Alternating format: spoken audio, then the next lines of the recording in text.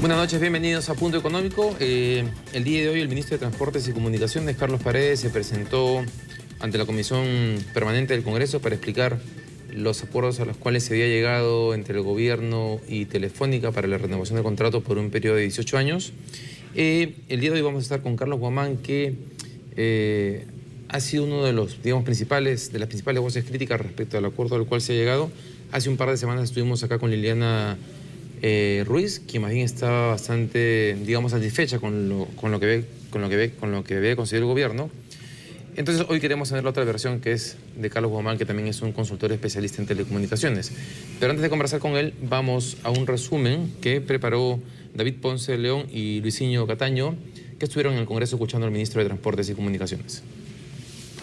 Por momentos interrumpido con roces verbales, el ministro de Transportes, Carlos Paredes, expuso ante la Comisión Permanente del Congreso los detalles de la renovación de los contratos suscritos entre el Estado y la empresa Telefónica Móviles por un periodo de 18 años y 10 meses. Lamento mucho que no tenga ningún sustento en lo que está hablando y se lo voy a demostrar con mucho respeto. Voy a demostrar que no tiene usted idea de lo que está hablando, congresista. Se lo voy a demostrar. Perdón, se lo voy señor, a demostrar. aquí está calificando se lo el voy a ministro. demostrar, El que no tiene idea es el señor. Un ministro que se ha echado a la Telefónica, señor. Un ministro que renueva contratos con empresas que, señor, está a ver, congresista Lecao, vamos guardando para el señor ministro. ¿Qué tal frescura? Todo se dirige aquí a través de la presidencia.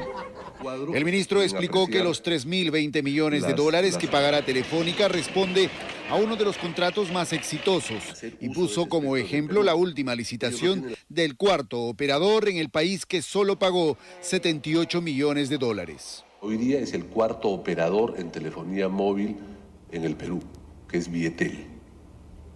Esa empresa, a través de 2 subastas internacionales, ha tomado el derecho para usufructuar prácticamente el mismo espectro que hoy día le estamos renovando a Telefónica Móviles.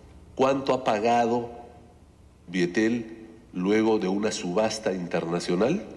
78 millones de dólares. Uno de los más críticos a esta renovación fue el legislador Johnny Lescano, quien, tras calificarlo de vergonzoso y poco transparente, dijo que las tarifas sociales tomadas como referente de las tarifas prepago son las más caras. ¿Y sabe usted lo que dice? Que le van a poner una tarifa social 28% menos que la tarifa prepago. ¿Y no sabe usted que la tarifa prepago es la más cara tarifa de celulares en el Perú? La más cara. El ministro precisó que la tarifa social de telefonía móvil se aplicará a un máximo de 1 millón de personas que son beneficiarias de los programas sociales de Juntos, Pensión 65, Cuna Más y para los servidores públicos. Si en los 3 primeros años, luego de la suscripción de la adenda del contrato de renovación, no se completa el 1 millón de beneficiarios, porque de repente la tarifa social no era tan atractiva, ¿no? O por cualquier otro motivo, ¿no? El MTC tiene 3 opciones: incluir como beneficiarios a otras personas adicionales inscritas en otros programas sociales, o sea, abrir la cancha, o incrementar el número de minutos, ya no solamente para los primeros 40 minutos se aplica la tarifa, sino para más minutos, para consumir este beneficio, ¿de acuerdo? O establecer una tarifa social más reducida aún. Sobre la ampliación de la cobertura de telefonía móvil, reiteró que brindará el servicio en 1.848 localidades, en donde actualmente no cuentan con la cobertura para celulares. Contempla que el 100% de los centros poblados con más de 400 habitantes también tengan cobertura de telefonía móvil. Ustedes, mejor que nosotros, saben, porque lo viven en cada una de sus circunscripciones, la tremenda atomización que hay en nuestro país, la cantidad de pequeñas localidades que hay a lo largo y ancho del Perú. Señaló que se prestará acceso gratuito a Internet de banda ancha a las principales entidades del Estado y en 6 provincias aisladas de la selva: la provincia de Condorcanqui en Amazonas, en la región Loreto, Datén del Marañón y Mariscal Ramón Castilla, y en la región Ucayali, las provincias de Atalaya y Purús, en donde se distribuirá 70 accesos a Internet en un plazo de 36 meses. Bien, ahí estuvo el resumen de la presentación del ministro de Transportes y Comunicaciones. En la Comisión Permanente, como vieron, ahí hubo momentos de tensión con Johnny Lescano, que ha sido bastante crítico del acuerdo al cual ha llegado el gobierno. Creo que los motivos de Johnny Lescano son diferentes a los que viene a plantear Carlos, lo cual nos abre la cancha respecto a los temas que podemos discutir.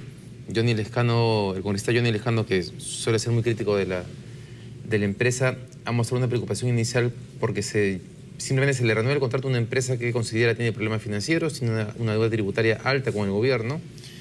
Y segundo, como escucharon ustedes, que la tarifa social se aplique sobre la tarifa prepago, que es la tarifa efectivamente más cara que hay en el mercado en general. Bien, Carlos, ¿cómo estás? Buenas noches y gracias por estar acá. Buenas noches, gracias por la invitación. Carlos, he estado leyendo y escuchando tus comentarios y críticas que has hecho a la renovación. Dime si me equivoco, y creo que van por dos lados fundamentalmente. El primero de ellos es esta cuestión de si efectivamente la renovación del contrato debe implicar un pago o no, o un proceso de licitación o no. Cosa que no se ha dado en la renovación que ha logrado el gobierno. Y el segundo punto, que los acuerdos logrados finalmente terminan afectando la competencia en el mercado, en un mercado que ya de por sí es casi monopólico, digamos, por parte de Telefónica. Respecto al primer punto, explícale por favor a los televidentes por qué crees que hay una duda, un problema en el hecho de que el Estado no haya licitado, no haya cobrado por el tema de la renovación del uso del espectro. Sí, como no. En realidad, en el fondo, ambos temas terminan siendo parte de un mismo gran problema, y de lo que se trata es de que el otorgamiento de una concesión a un operador de telecomunicaciones móviles, lo cual va de la mano con una asignación de espectro radioeléctrico, es una práctica regulatoria absolutamente habitual en todas partes del mundo, y por tanto tiene un recetario bastante estándar sobre el cual no hay mucha vuelta que darle. Entonces el problema surge porque una situación técnica de esa naturaleza, el Estado peruano decidió abordarla no en forma técnica sino en forma política, con todos los elementos que hemos visto en las últimas semanas alrededor del anuncio, es decir, hablar de compromisos de inversión, hablar de aceptación incondicional, etc. ¿Pero por qué eso es político y no técnico?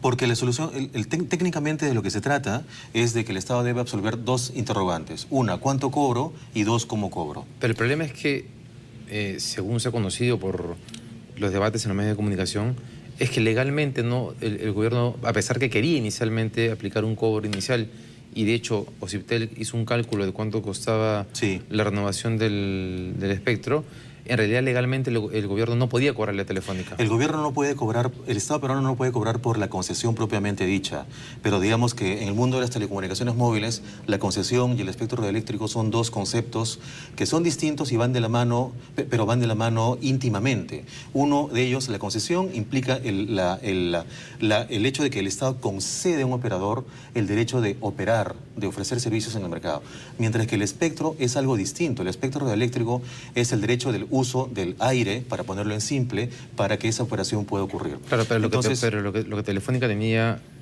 son las dos cosas. Sí. O sea, el contrato original le daba derecho a las dos cosas. Así es. Y tal como hemos conversado antes, hace 20 años el concepto del espectro no estaba valorizado, y hoy, sin embargo, hoy día es evidente de que sí. Y hay casos internacionales en países donde ante renovación existe un cobro precisamente no por la concesión, sino por el espectro radioeléctrico. A ver, ahí hay dos puntos importantes que planteas. Uno es que las condiciones de mercado han cambiado. Es decir, en el año 90... en el tema de oferta y demanda... El espectro valía cero. Valía cero, lo otorgabas gratuitamente. Hoy día el mercado ha crecido tanto que puede haber un interés de las empresas y una demanda, y por lo tanto debería poder cobrarse. Sí. Sin embargo, el marco legal no se adecuó para eso. El marco legal no se ha adecuado, sin embargo, el Estado tiene la potestad de establecer condiciones, en los términos y condiciones famosos de los que hablamos, y que está contemplado en el marco normativo peruano, se puede incluir ese tipo de consideraciones. Claro, pero por eso, entonces, ese camino que tú planteas y que puede resultar válido, implicaba una negociación que hubiese tomado más tiempo, porque implicaba modificaciones legales, ir al Congreso, me imagino, bueno, etcétera. Más tiempo que los 2 años que ha tomado, la verdad, un poco difícil creerlo. Y digamos que hace una semana el viceministro comentó públicamente de que efectivamente había un riesgo, digamos, jurídico para el Perú, de que el operador pueda acudir a instancias internacionales sobre el tema. Lo que nosotros creemos es que en términos prácticos el costo-beneficio para un operador de acudir a instancias internacionales sobre ese tema es muy poco conveniente, y que podría haber llegado a un acuerdo perfectamente posible de pago efectivo inmediato como reconocimiento por el pago del espectro, tal como ha ocurrido en otros países. Pero si legalmente el gobierno no podía cobrarle, la empresa tenía todo, o sea, digamos, tenía, no sé si el 100% de probabilidades, pero tenía la más alta probabilidad de ganar un juicio internacional. Por lo tanto, sí le podía convenir. Y en el camino el gobierno no podía, digamos, impedir que siguiese operando. Hay casos de países donde el operador ha accedido a hacer un pago en efectivo, dejando de la posibilidad de acudir a instancias internacionales. Entonces, creemos que eso es perfectamente válido. Y la esencia del tema no es jurídica, es económica. No, claro, lo que pasa es que en este caso, aparentemente lo económico y lo jurídico no estaban, como muchas cosas en el Perú, no estaban alineados, digamos. Sí, es correcto, pero precisamente como parte de esa negociación es algo que el Estado podría haber planteado y que tenía un sustento económico totalmente válido, porque además hay casuística internacional que lo respalda. Ahora, Liliana Ruiz nos decía el otro día, hace un par de semanas, cuando se firmó el convenio, que en realidad, si uno miraba el mundo, los países optaban por dos opciones. Algunos optaban efectivamente por pago más inversiones, pero otros optaban simplemente por inversiones. Y que el segundo esquema no es que fuese inválido en sí mismo, sino que simplemente eran como alternativas. Digamos que eso mismo uno puede observarlo en lo que han sido los procesos de privatización en el Perú. En los 90 se priorizó en un primer momento cuánto se le pagaba. De hecho, Telefónica ganó con un compromiso, con un pago muy alto en el 92. El 94. Perdón, el 94. Y luego Proinversión giró, y lo que se prioriza ahora en general en las concesiones son el tema de los montos de inversión. Entonces, digamos, no es inválido necesariamente en sí mismo, conceptualmente, que el Estado haya optado por un tema de priorizar inversión antes que cobro. Es ahí donde entra a tallar un aspecto adicional respecto a qué es lo que el marco normativo peruano contempla. Y ahí el año pasado la Ley de Promoción de la Banda Ancha, la ley número 29904, dispuso que todos los fondos que el Tesoro Público obtuviera por concesiones, y es más, textualmente lo dice, ¿no?, por los términos y condiciones establecidos en las concesiones, eso debe ir a FITEL, que es el Fondo de Inversión en Telecomunicaciones, cuyo rol es precisamente promover la expansión de la cobertura en el país de manera competitiva. Y todo lo cual se vincula además con el gran proyecto de la Red Dorsal Nacional de Fibra Óptica, que es a lo que está encaminado para este año y que también debe ser concursado de manera competitiva, siendo diseñado por FITEL para ser concursado por inversión. ¿Esa ley fue promovida por el gobierno o fue aprobada en el Congreso por iniciativa legislativa? Fue iniciativa legislativa, pero sumamente discutida y consensuada con el Ministerio, con OCIPTEL y otras instancias vinculadas al sector en el país. Lo pregunto porque la percepción que hay... Creo que tenemos que ir al corte, entonces dejo la pregunta planteada. La percepción que hay es que FITEL es un ente que no ha caminado en los últimos 10 o 20 o 15 años, no sé cuánto tiempo lleva de fundación. Y que, entonces te planteo la pregunta, ¿es válido plantear que en realidad FITEL era el ente encargado de encargarse de ejecutar estas inversiones? Lo dejo ahí para que cuando hablamos de la pausa nos des tu respuesta. Claro que sí. Regresamos.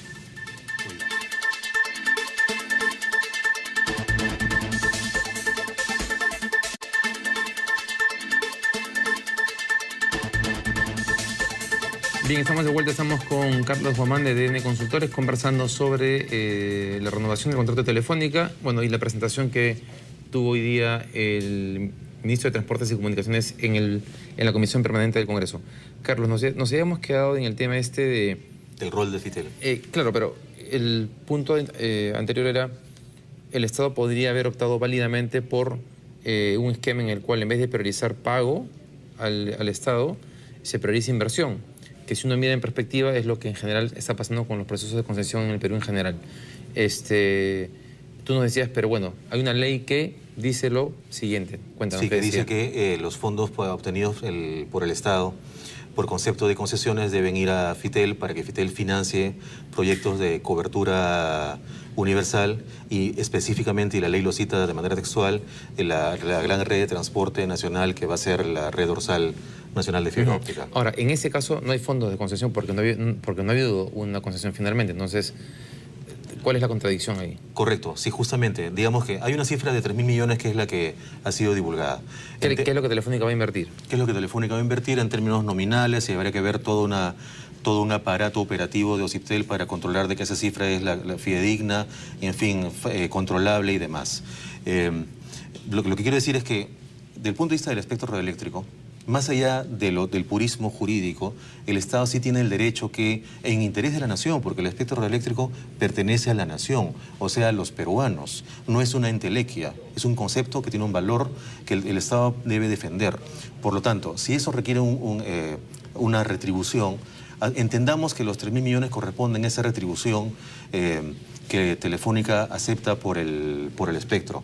Entonces, si esa fuera la cifra, esos 3.000 millones son un monto que el Estado podría haber recaudado bajo una de las formas, decía hace un momento, en que el recetario internacional dice que se debe cobrar. O todo en efectivo al inicio, o todo repartido entre los 20 años, pero respecto del pago del espectro, o mitad-mitad, o cualquier combinación intermedia. ¿Por qué te parece mejor esa opción que haber aceptado que Telefónica de una vez invierte en 3 años el dinero, considerando que son una empresa que tiene la capacidad para actuar más rápido que la capacidad que hubiese tenido el Estado para hacerlo? Por 2 razones, una de fondo y una de forma. La de forma es que el marco normativo así lo dispone y no hay vuelta que darle. Y la razón de fondo es que, tal como ha sido anunciado, el acuerdo prolonga por 20 años más o 18, los que sean, la principal razón de por qué estamos tan atrasados en Internet. Hoy día en Internet en Perú, a pesar de que económicamente y en clima de inversiones y de negocios, somos un país que se ha puesto los pantalones largos, ya somos un país, llamémoslo así, de clase media en Sudamérica. En banda ancha no estamos en ese nivel, estamos a la saga. Estamos muy lejos de Colombia o Chile, por ejemplo, que son países que llevan la delantera en la región, y los menciono porque son países de economías medianas. Estamos muy atrás. Tenemos un gráfico que hace unos días mostramos, donde vemos que en penetración, o sea, en cuántas personas tienen Internet y cuánto precio pagamos, estamos a la cola en penúltimo o último lugar en Sudamérica. Y la principal ¿Cómo razón se relaciona eso con los acuerdos del gobierno? La principal razón de eso es la falta de competencia. Que hay un operador que tiene 60% de la torta del negocio en el país. Y eso es justamente lo que estamos haciendo ahora al exacerbar esa concentración de mercado en un operador, porque en vez de que esos fondos hayan ido a Fitel para que sean concursados en preinversión, como siempre, ya de manera implícita se le está dando el concurso ganado a Telefónica para que se encargue de los 2 grandes temas que están en los compromisos: expansión de cobertura y servicios gratuitos. Lo que estás diciendo es que al Estado obligar, entre comillas, o permitir a Telefónica llegar a estos pueblos a los cuales no llegaba en realidad ningún operador telefónico, lo que están haciendo es aumentar el poder de mercado de Telefónica. Pero te pregunto, primero, habría que hacer un cálculo de qué porcentaje del mercado representan estos poblados a los cuales va a llegar Telefónica ahora.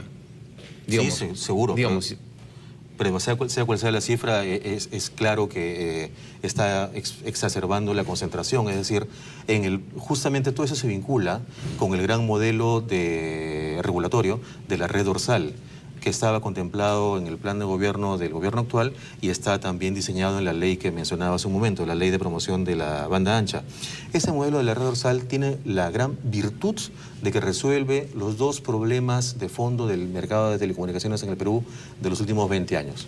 Expansión de cobertura y mejora de la competencia. ¿Y por qué? Porque tiene 2 grandes ejes. Por el lado de la oferta, funciona a través de un mínimo subsidio. Y por el lado de la demanda, está planteado que induzca la demanda del Estado peruano, del Ministerio de Educación, del Ministerio de Salud, del Ministerio del Interior, etc. Entonces, con esa combinación, si eso es concursado de manera competitiva por preinversión, eso va a permitir que quien lo gane promueva la cobertura y la competencia. Eso está siendo traído abajo con este acuerdo que el Estado tiene con Telefónica. Ok, entonces tú dirías que el objetivo era que en esta concesión de la red dorsal, que para definirlo, por favor, el objetivo era atender las zonas del cubrir país, todo el país con... de la sierra y de la selva también. Sí, así es. La todo el sierra y país de la completo selva, con una gran red de banda ancha. De banda ancha, ok. El objetivo inicial era que Telefónica no pudiese participar o no fuese quien se encargase de la operación de esa red dorsal. De hecho, la ley dispone que sea un operador neutro. Neutro, ok. Pero entonces lo que tú estás diciendo es que bajo las condiciones que el gobierno plantea actualmente, ningún operador internacional va a presentarse a esta licitación. Nosotros en verdad tememos eso, porque si es que ya hay una serie de compromisos de servicios gratuitos que están contenidos allí, eso significa que a la hora de darse el concurso ya hay un operador que parte con ventaja. Ahora, el viceministro ha dicho, o por inversión ha dicho que hay varios interesados en la red dorsal. Que hay 10 interesados o más, 10 a 12 interesados, lo cual... O sea que en realidad en unos meses vamos a ver si lo que tú dices es cierto o no. Sí, claro que sí, claro que sí. Y, o sea, digamos, si no aparece... me encantaría equivocarme, digamos, en beneficio del mercado, ¿no? Pero, digamos, es evidente que el gran problema... Que tenemos un Internet lento y caro... Entonces es clarísimo. Creo que es clarísimo para todos, ¿no? Sí. Y el diagnóstico que nosotros hacemos es que la principal razón es la falta de competencia. Y el acuerdo como tal exacerba la concentración, o sea, la falta de competencia. Entonces, 18 años más con Internet lento y caro, y considerando que en gobierno electrónico, por ejemplo, hay mucho por hacer en el país. Entonces, o sea, tú dirías que, que una de las condiciones del gobierno debe haber sido ese punto. Sí, efectivamente. El tema de tarifas y calidad en la prestación del servicio de banda ancha de Internet. Y como decía hace unos días un congresista de la República, no hay mejor contrato para asegurar que un producto funcione bien que el mercado funcione en competencia, ¿no? En vez de compromisos de inversión que son muy engorrosos de controlar. OCIPTEL va a tener una carga bastante importante en los próximos años para controlar eso. Ok, o sea, digamos, pero si, entonces digamos, a partir de todo lo que has mencionado, si el gobierno en realidad logra que la concesión de la red dorsal se lleve a cabo y que un operador que no esté en el mercado actualmente en el Perú la tome, entonces digamos que el mercado en general va a haber ganado con este acuerdo y con el tema de la concesión de la red dorsal, digamos con una mirada global. Sí, o sea, si eso y varias cosas más ocurren, sí. El gran problema que tiene el Perú en el sector es la falta de competencia. Y este acuerdo de la renovación, que era un momento muy oportuno para estimular la competencia, recaudando un monto que vaya a FITEL para que financie la red dorsal y demás, eso es lo que estamos dejando de tener. Entonces, ¿qué es lo que va a ocurrir? Eso es lo que no podemos saber. Lo que sí podemos decir es que se está introduciendo un riesgo de que el sector, lejos de impulsarlo, lo estemos frenando. Ok, entonces es un riesgo, pero digamos que no podemos decir en términos absolutos que ese acuerdo entre el gobierno y Telefónica termina limitando por completo el interés en la red dorsal y en la posibilidad, por lo tanto, de generar mayor competencia en el mercado. Es como un riesgo que se está corriendo el gobierno en ese sentido. Es un riesgo fuerte y nosotros, de lo que hemos podido interactuar con quienes representan a compañías en el mercado, hemos recogido ese tipo de percepciones de que si Telefónica, que no debe ir al concurso porque no es...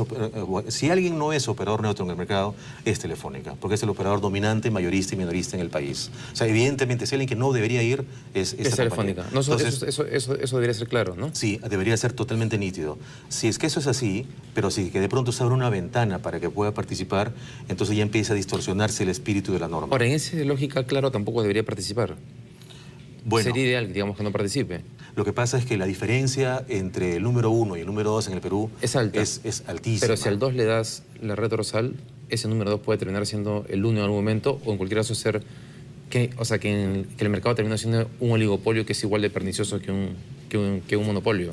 Monopolio, oligopolio, cualquier forma de esa naturaleza que inhiba la competencia es algo que afecta al mercado, pero digamos, como menciono, en verdad sí existe normativa además respecto al concepto de operador importante en el país. Entonces sí uno puede argumentar, y también basado en prácticas internacionales, que hay una situación muy distinta del número 1 respecto del número 2, 3 o 4 que puedan haber en el mercado. Ok, quiero conversar de un tema que el congresista Lescano ha estado planteando hace varias semanas y que lo ha mencionado hoy día en el Congreso. Es más un tema de fondo, ¿no? Cómo el gobierno renegocia y logra un acuerdo con una empresa que está en problemas financieros y que además le debe millones de dólares al Estado peruano. ¿Tú crees que ese es un tema importante que se debe tomar en consideración? ¿El hecho que la compañía deba al Estado peruano? Bueno, en general, globalmente, Telefónica no es una empresa que esté pasando por un buen momento. No, está pasando mal.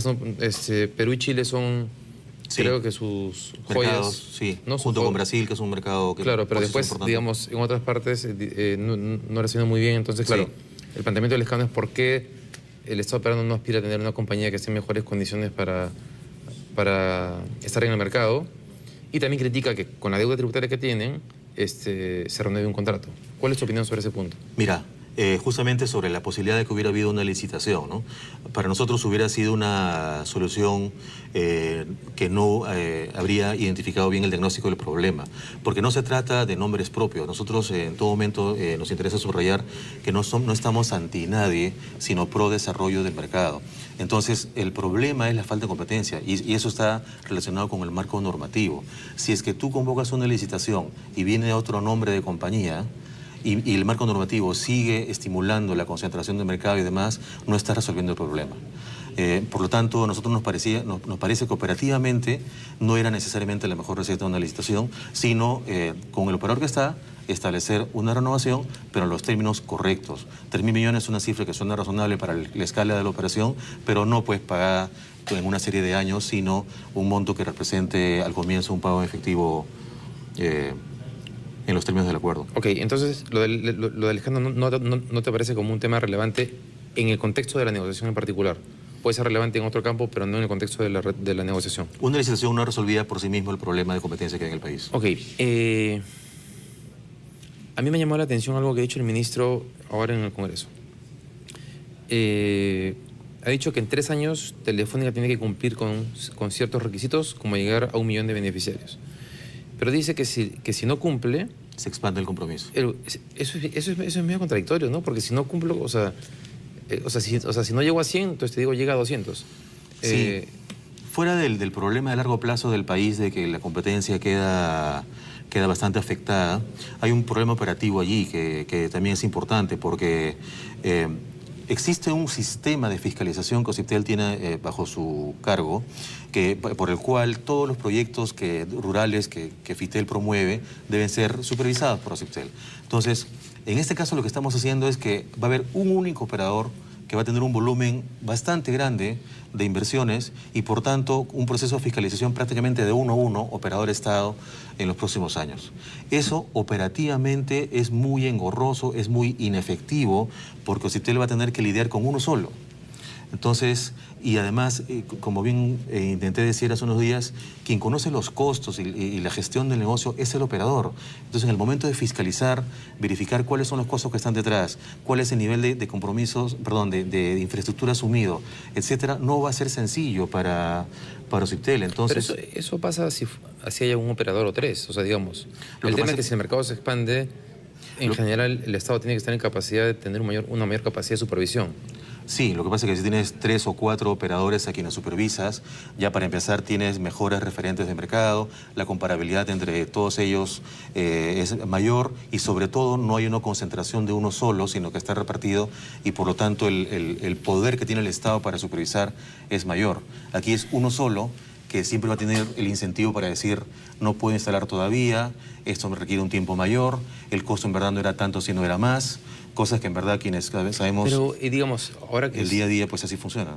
Ahora que estamos en un mundo no totalmente globalizado, pero más globalizado, me imagino que debe ser mucho más fácil determinar, definir, averiguar si es que efectivamente, si la compañía te dice que tal equipo te costó tanto, cotizas en el mercado y en 2 días tienes una respuesta, ¿o no?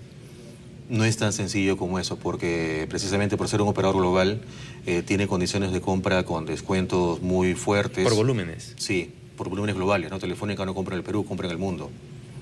Entonces, y cuando uno pide una cotización, está en función de la escala que uno compra. Entonces, si mañana tú o yo vamos y tocamos un proveedor, nos va a dar un precio y la probabilidad que ese sea el precio que paga Telefónica es baja, ¿no? Ahora, una pregunta. Estamos hablando del tema de competencia.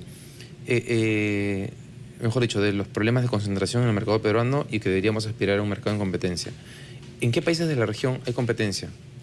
Los países más o no hay concentración del mercado, digamos. Los países más competidos son Colombia, Chile y Brasil por escala. En Chile, por ejemplo, ¿cómo es? En Chile, por ejemplo, tú llegas a... O sea, ¿quiénes son las empresas? ¿Qué participación tienen? Para que tengas una idea, el operador número 5 en el mercado chileno tiene una cuota de participación en la torta del 15% del sector. Aquí llegas al cuarto y tiene 1%. Entonces... ¿Por qué Nextel en el Perú no ha podido llegar a ocupar ese espacio? Porque decidió no hacerlo, porque precisamente había un operador muy grande contra el cual no es nada sencillo. Pero claro, con una estrategia muy agresiva ha logrado avanzar bastante rápido. Y llega a la mitad. ¿A la mitad de? De Movistar. O sea, digamos, tiene la mitad de usuarios de Movistar. Tiene la mitad en general en ingresos, en fin, en líneas, redondeando, ¿no? Con su más menos algo. Cuando ellos dicen que son la red más grande es porque llegan a más puntos del país.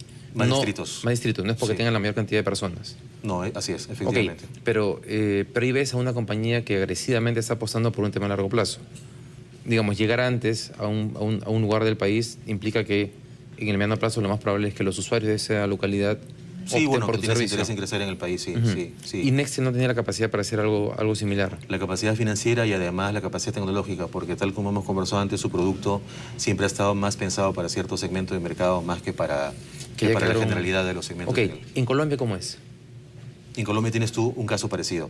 Tienes a 4 o 5 operadores donde el número 5 tiene más o menos un 10% de la torta del negocio.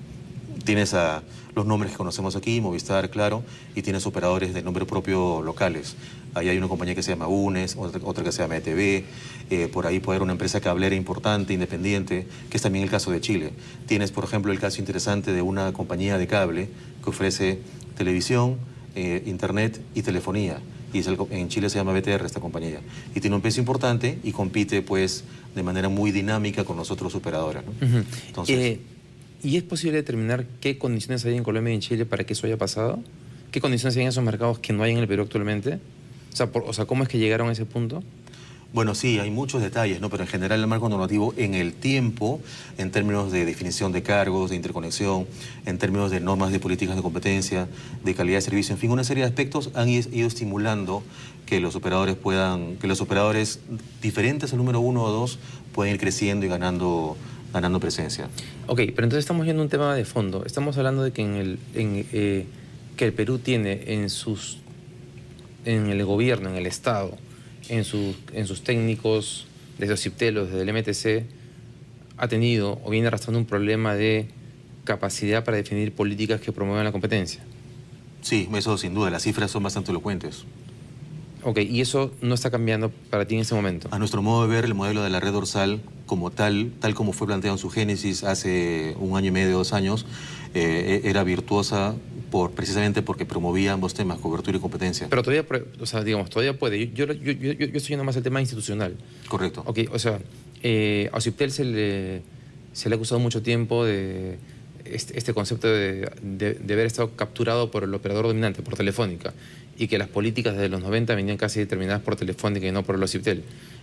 Afirmación que no es algo que yo comparte necesariamente. ¿Que no compartes? Es una afirmación bastante enfática y que requiere pues una sustentación de evidencias y demás. Ok, ¿no? ¿Tú crees que no ha sido así? Lo que creo es que todo lo que ha habido en marco normativo ha sido insuficiente y las cifras son bastante elocuentes. Pero por eso, ha sido más por incapacidad técnica que porque el operador dominante haya capturado al regulador o al MTC, digamos. Como bien decía un amigo que experto en regulación, si es que la competencia está fallando por regulación, entonces es un problema del regulador más que del regulado, ¿no? O sea, sí, el marco normativo podría haber sido más enfático en promover la competencia en los últimos 20 años, sí. Además de la red dorsal, ¿qué se podría hacer en el Perú para promover la competencia? ¿O crees que ese es el eje central? Bueno, en los últimos tiempos estuvo concebido así, para que sea una herramienta muy útil, ¿no? Fuera de eso, todo lo que vaya a contemplarse en la ley de telecomunicaciones que está encaminada ya, hay una serie de elementos que pueden ayudar en ese sentido. Por ejemplo, hay una iniciativa sobre las microtelcos que hay que ver si funciona. Está pensado para que haya operadores locales en provincias del país que con ciertas características técnicas puedan convertirse en operadores pequeños, ¿no? Y puedan ir creciendo. También normas de competencia más específicas sobre las redes de cable, redes de cobre, en fin, hay una serie no se trata de 1 o 2 medidas aisladas, se trata más bien de una visión sobre... Claro, conjunta, pero quería tratar de definir unas 3 o 4 medidas que fuesen, digamos, contundentes en ese objetivo de la promoción de la competencia. Todo debe girar en torno a, bueno, no todo, pero una parte importante en torno a la relación entre operadores. Los operadores deben siempre establecer relaciones para interconexión, por ejemplo.